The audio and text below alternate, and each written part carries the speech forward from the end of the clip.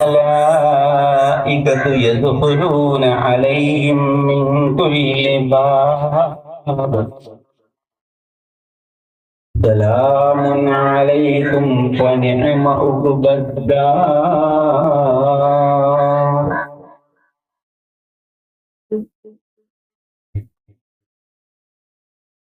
ബഹുമാനമുള്ള വിശ്വാസികളെ,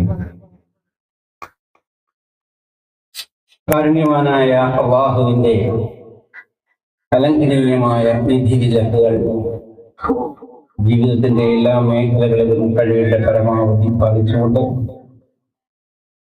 തഖ്വയുടെ ജീവിതം നയിക്കണമെന്ന് ആദ്യം തന്നെ എന്നോടും പിന്നെ നിങ്ങൾ എല്ലാവരോടും പ്രത്യേകം ഓർമ്മപ്പെടുത്തുന്നു, കാര്യമായി വസിയത്ത് ചെയ്യുന്നു. കാരുണ്യവാനായ അല്ലാഹു ഇനിമേലുള്ള ജീവിതം തഖ്വയിൽ അധിഷ്ഠിതമാക്കാൻ നമുക്കേവർക്കും തൗഫീഖ് നൽകി അനുഗ്രഹിക്കുമാറാവട്ടെ. പ്രിയമുള്ളവരെ, വിശ്വാസി സമൂഹം ആകുന്ന നമ്മൾ ഇന്ന് ആനന്ദകരമായ പെരുന്നാൾ ആഘോഷിക്കുകയാണ്.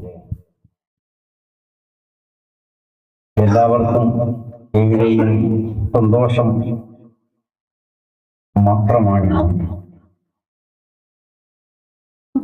ആ സന്തോഷത്തിന്റെ പാരമ്യത നമ്മുടെ എല്ലാ മുഖങ്ങളിൽ തെളിഞ്ഞു കാണാം. ആത്മീയമായ ഒരു സന്തോഷത്തിന്റെ അവാച്യമായ ഒരു അനുഭൂതി, അതിന്റെ ബഹുസ്ഫുരണങ്ങൾ നമ്മുടെ മുഖങ്ങളിൽ തെളിയുന്നുണ്ട്. സത്യത്തിൽ ക്രിസ്തുവായ അല്ലാഹു നമുക്ക് വേണ്ടി ഒരുക്കിയ, നമ്മൾ ആരും കാണാത്ത, ഒരുപക്ഷെ നമ്മൾ അറിയാത്ത ഒരു പ്രത്യേക സംവിധാനത്തിന്റെ വലയത്തിലാണ് നാം ഇന്ന്. അല്ലാഹു അവന്റെ മലക്കുകളെ കൊണ്ട് നമുക്കൊരു വലയം സൃഷ്ടിച്ചിട്ടുണ്ട്. അല്ലാഹു ഒരുക്കിയ സംവിധാനം എന്താണ്? പെരുന്നാൾ മുസല്ലയിലേക്ക് വരുന്ന ആളുകൾ ഒരു വഴിയിലൂടെ വന്ന് മറ്റൊരു വഴിയിലൂടെ തിരിച്ചു പോകണമെന്ന് മഹാനായ പ്രവാചകർ സല്ലല്ലാഹു അലൈഹി വസല്ലം തങ്ങൾ പറഞ്ഞത് ആ ഒരു സംവിധാനത്തിന്റെ ഭാഗമാണ്. സകലമായ വഴികളുടെയും മുൻഭാഗത്ത് പടച്ചതമ്പുരാൻ മലക്കുകളെ നിയോഗിച്ചിരിക്കുകയാണ്, നമ്മെ സ്വീകരിക്കാൻ, നമുക്ക് സലാം പറയാൻ. അവർ അഭിവാദ്യം അർപ്പിച്ചുകൊണ്ട്, മലക്കുകൾ സ്വീകരിച്ചുകൊണ്ട് മുസല്ലയിലേക്ക് വന്നിരിക്കുന്ന നമ്മളെ നോക്കിക്കൊണ്ട് പടച്ചതമ്പുരാൻ മലക്കുകളെ സാക്ഷിയാക്കി നിർവഹിക്കുന്ന ഒരു പ്രത്യേക കർമ്മമുണ്ട്. അത് പെരുന്നാളിന് മാത്രം സ്വന്തമായതാണ്. എന്താണ് ആ പ്രത്യേക കർമ്മം? ഉഷ്ഹിദുകും യാ മലായികതി. അല്ലാഹു ഒരു പ്രത്യേക സമ്മാനം തരാൻ ഉദ്ദേശിക്കുകയാണ് നമുക്ക്.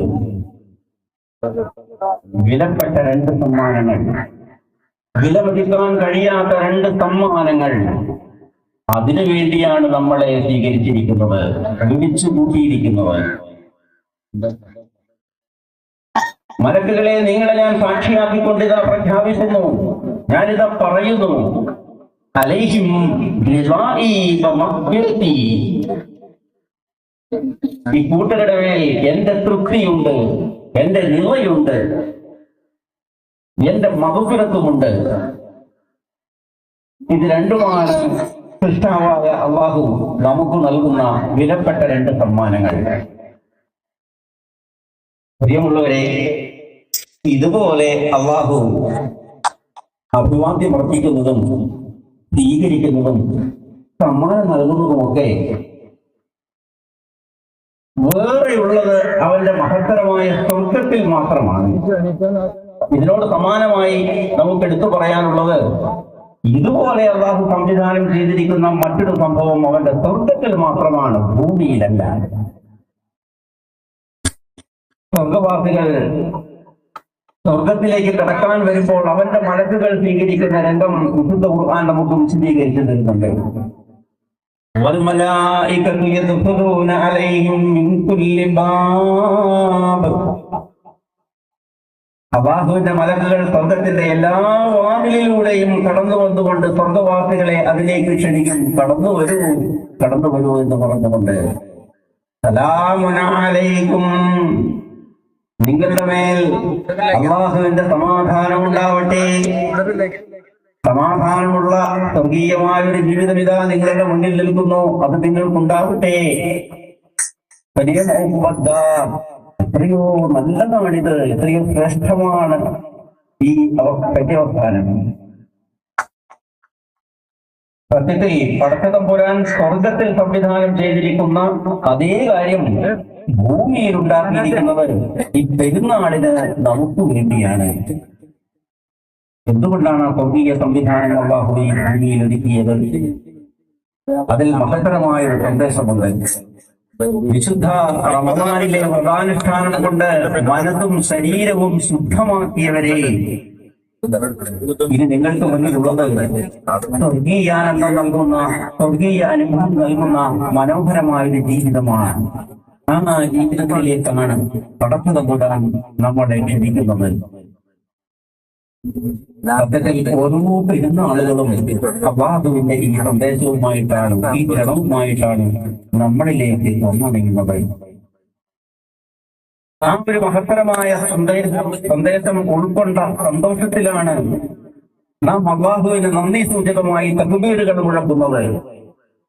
അല്ലാഹു അക്ബർ, അല്ലാഹു അക്ബർ, അല്ലാഹു അക്ബർ, ലാ ഇലാഹ ഇല്ലല്ലാഹു അല്ലാഹു അക്ബർ, അല്ലാഹു അക്ബർ വലില്ലാഹിൽ ഹംദ്. പ്രിയമുള്ളവരെ, ഈദ് എന്നാൽ മടങ്ങുക എന്നാണ് അർത്ഥം. എന്തുകൊണ്ടാണ് മടങ്ങുക എന്ന ഇതിന് അർത്ഥം വന്നത്? ആ പേരിന് നൽകപ്പെട്ടത് ഒരുപാട് വ്യാഖ്യാനങ്ങൾ ഇതിന് നൽകപ്പെട്ടിട്ടുണ്ട്. ദൂരേക്ക് പോയ ആളുകൾ തിരിച്ച് വീട്ടിലേക്ക് മടങ്ങി വരുന്നത്, കുടുംബത്തിൽ നിന്നും വീട് മാറി താമസിക്കുന്ന ആളുകൾ കുടുംബത്തിലേക്ക് വന്നു ചേർന്ന് ഒത്തുകൂടുന്ന ദിവസം, അതും ഒരു മടങ്ങി വരവാണ്. സൗഹൃദങ്ങളിൽ നിന്നും വിട്ടുപോയ ആളുകൾ പഴയ സൗഹൃദങ്ങളിലേക്ക് മടങ്ങി വരുന്ന ദിവസം,